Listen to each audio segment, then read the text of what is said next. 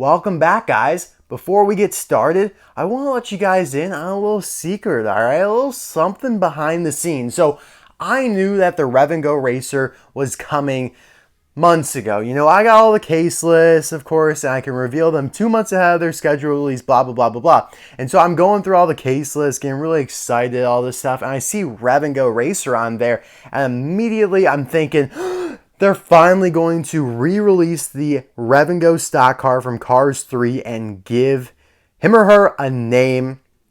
Because of course he was only released in that 11-pack exclusive to Target at the debut of all the Cars 3 merchandise.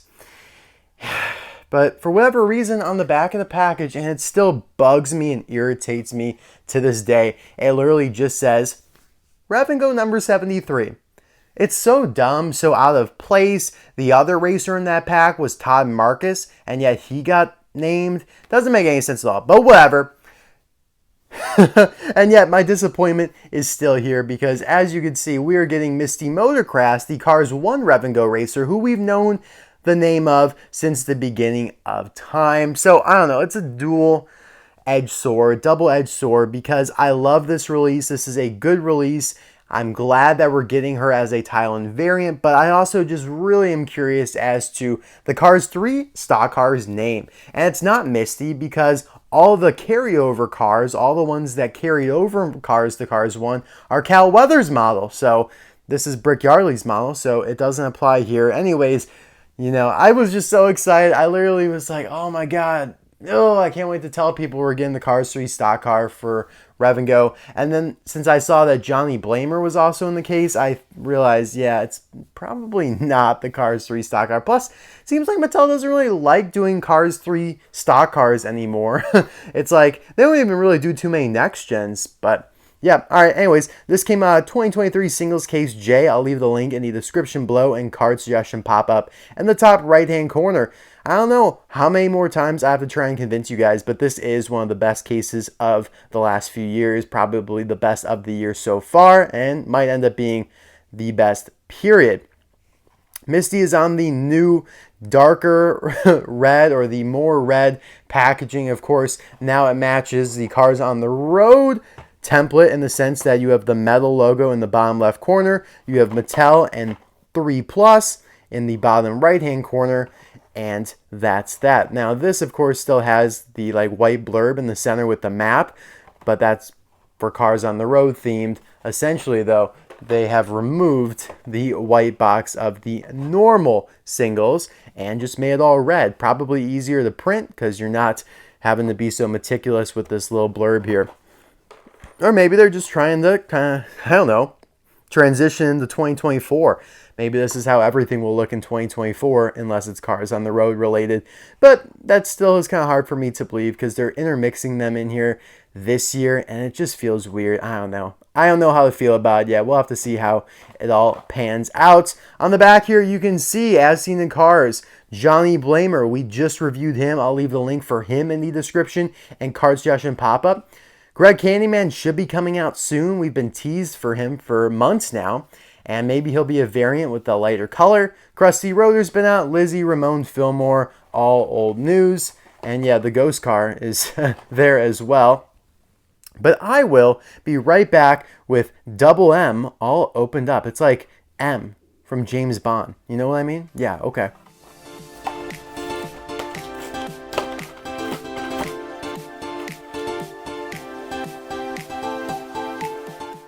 All right, here we have Misti looking fierce as ever out of the package. There she is in the first Cars movie. Again, not one of the most prominently featured piston cut racers like, you know, Leakless, Nitro 8, RPM, etc. But still, she's there. She's the only female piston cut racer in the entire fleet. And yeah, here are those two new Thailand variants together, Misti and Johnny, looking really good together. Maybe they're a couple, maybe they're a thing, maybe Mattel wants them to be a thing, so they put them together in this case. But yeah, good stuff. We're going to determine which one's the better Thailand variant because the general consensus is that Johnny, albeit very different from the original release, not very good in terms of a new variant. Now, this is the Motor Speedway of the South version of Misti. Extremely rare, only 10,000 of these exist. It's so slippery, the paint is immaculate. It's either immaculate or it's decaying. Like, there's no in between for the Motor Speedway of the South racers. You guys know about that zinc pest, right? It just eats away at the metal. And yeah, some of the Motor Speedway of the South cars just look like crap now because of that. But fortunately, this one is really good. So yeah, taking a look here at the logos, it is not as vibrant as previously, which is disappointing. I like vibrance. Decals in terms of clarity, not too bad though. Not as great, not as crisp, but you could still read it. Carburetor, Rev-N-Go, decongestant. Could use that. The grille, I think it looks way better. Before it was just like a black bar. Now it actually has a little bit of detail to it, a little bit of a grate there. And maybe it's just kind of like the grainiest coming through to their advantage almost, but it does look better, more detailed for sure. You got the 73s there. Of course, the expression is marginally different. Smaller eyes, a little bit narrower, kind of more of a sharper facial expression, if you know what I mean. As per usual on this model of Piston Cup racers, the axles are way too short. So you can see the wheels don't even come out all the way, which is very, very frustrating. But that is just how all of these are. You know, no matter which one it is, that is how they all operate. Let's take a look at these contingency sponsors. Grainy, indeed, very much so. Ah, man. We had no idea how good it was back then. I mean, this isn't even that good, but it's way better than what we have now. Even the blue rims just don't look as good. They're a lighter blue. It just looks so tepid, if you know what I mean. That's kind of what you could say about everything you got going on here. The 73, the Rev-N-Go logos, all that stuff. Just tepid. A lighter blue overall, though, that's also something to note. Just a lighter blue overall. You have the opaque windows versus the transparent windows. 73 Rev-N-Go carburetor decongestant. So some sort of medicine to help with congestion, which is something that we all suffer from, especially during allergy season. So, yeah. Pretty creative sponsor. Let's take a look at the base here of the new Rev-N-Go racer. Of the new Misti. Where's the date stamp? Oh, there it is. S15A. It's kind of punched in there. It's not really a stamp, but more of an engraving. So that's pretty cool. 15th week of 2023 at the A factory. So yeah, looking good. I don't think she's much better, if at all better than the original. I like the new expression. That's a nice change of pace for sure. Gives you kind of a reason to buy it. She is one of the rare Piston Cup racers, so if you missed her when she came on 2017 or whenever, you get another good chance of getting her. She looks great with this factory custom pickup truck crew chief staff member, whatever you want to call it. I have a custom toolbox here, which is really awesome as well. Of course, we still have the unnamed Cars 3 stock car Rev-N-Go racer. Will this guy ever receive a name? God knows. It's so weird that this has just become perhaps the biggest mystery in the entire franchise. I also have a custom pity for that guy and tool cart. And then we have Mafast Fong, the next gen, who looks completely different in terms of color scheme, being green and yellow, but still looks pretty good.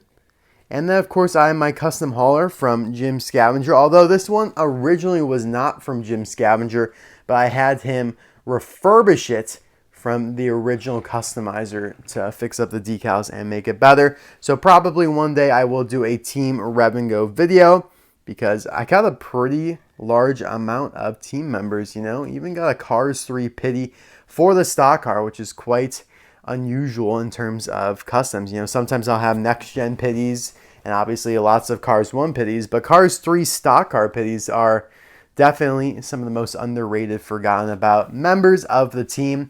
But yeah, guys, that is all I have for you guys. I do actually want to show you a couple other of the piston cut racers of this model.